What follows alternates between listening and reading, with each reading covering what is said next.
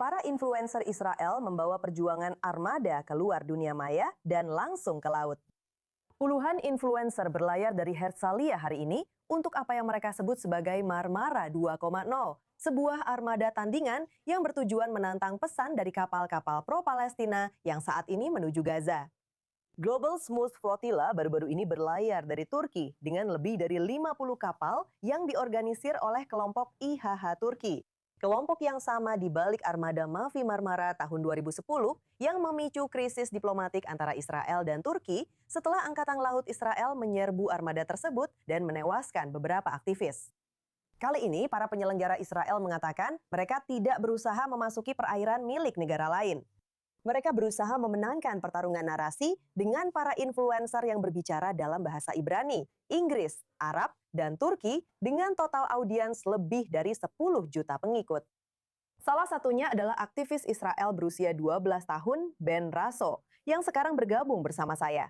Ben, terima kasih sudah bersama kami di I24 News English. Maksud saya, kamu baru berusia 12 tahun dan sudah menjadi bagian dari perjuangan diplomasi publik ini selama bertahun-tahun sampai saat ini. Jadi mengapa penting bagi kamu secara pribadi untuk ikut dalam armada kapal ini hari ini? Jadi sangat penting bagi saya untuk ikut dalam armada kapal hari ini karena seperti yang kamu katakan sebelumnya, banyak orang sudah pernah ada di sana. Baik itu orang Arab, Yahudi, anak-anak maupun orang dewasa. Dan ada banyak orang yang berbicara dalam berbagai bahasa. Dan bagi saya, penting juga untuk membawa bahasa anak-anak. Anak-anak bukan hanya sekadar topik yang dibicarakan dengan sedih, tapi kami juga merasakan penderitaan akibat perang ini. Dan saya ingin seluruh dunia juga memahami sisi kami, bahwa kami juga menderita akibat perang ini. Karena Anda tahu, banyak orang membicarakan para sandera, tapi tidak tentang anak-anak dari orang-orang yang menjadi sandera. Dan bagi saya, sangat penting juga untuk membawa suara anak-anak di sana, agar orang-orang juga bisa memahami hal itu.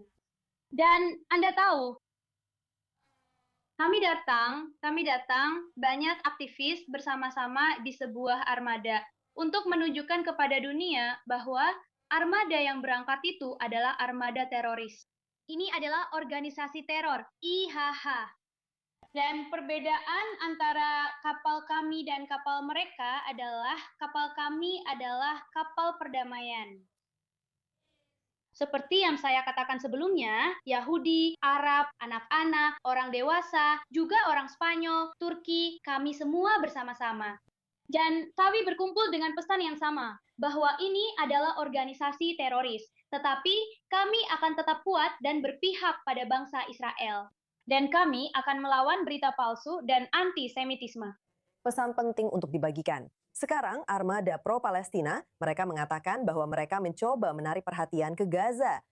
Pesan apa yang ingin Anda sampaikan kembali kepada mereka dan kepada orang-orang yang menonton secara online? Baiklah, mari kita mulai dulu.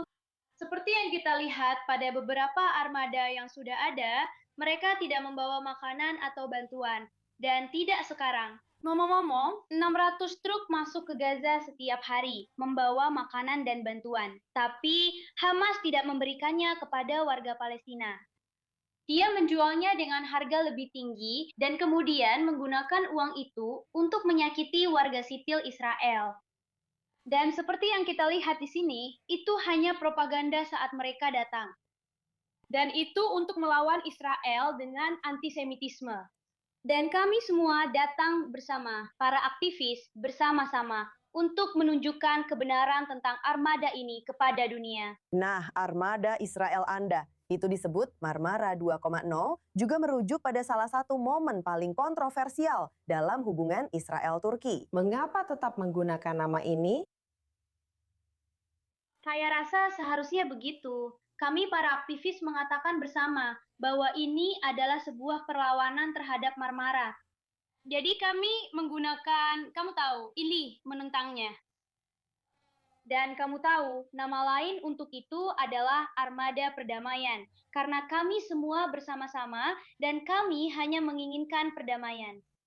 Kamu dan para influencer lainnya bersama-sama menjangkau jutaan pengikut. Apakah kamu merasa media sosial bisa mengubah cara orang memahami Israel?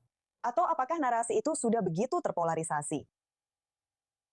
Ya, seperti yang kita lihat juga, banyak remaja dan banyak orang di seluruh dunia, apa yang mereka lihat di media sosial adalah apa yang mereka percaya sebagai kebenaran. Jadi, sangat penting bagi banyak orang seperti kita untuk berbicara dan membagikan kebenaran. Dan saya mengajak semua orang untuk melakukannya. Dan ini penting karena di media sosial banyak orang percaya apa yang terjadi di media sosial, mempercayai berita palsu, dan termakan antisemitisme. Jadi sangat-sangat penting untuk melawannya, terutama di media sosial. Sangat penting dan luar biasa mendengarnya dari anak muda seperti kamu. Ben, terima kasih sudah bersama kami di I24 News English hari ini dan membagikan pesanmu. Terima kasih, terima kasih.